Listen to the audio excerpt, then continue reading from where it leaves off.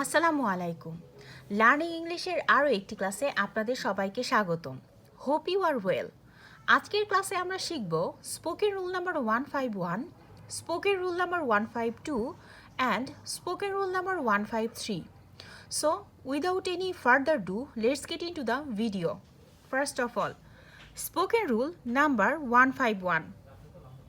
শেষবার যখন করেছিলাম, দেখেছিলাম। The last time plus subject plus verb two. শেষবার যখন ওকে দেখেছিলাম সে খুব সুস্থ ছিল। The last time I saw him he was very healthy. শেষবার যখন কক্সবাজার গিয়েছিলাম তখন সাগর অনেক শান্ত ছিল। The last time I went to Cox's Bazar the sea was very calm. শেষবার যখন তাকে দেখেছিলাম তখন সে ব্যায়াম করছিল। The last time I saw him he was exercising.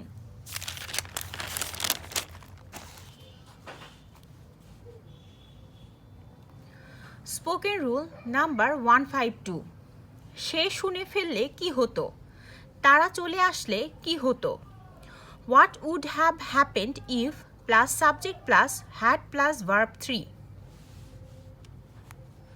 Tom চলে এলে কি হতো?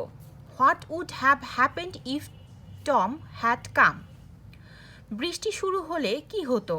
What would have happened if it had started to rain.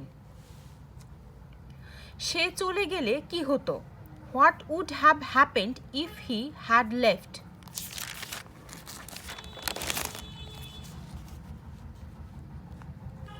Spoken rule number 153। অনেক দিন হয়ে গেল।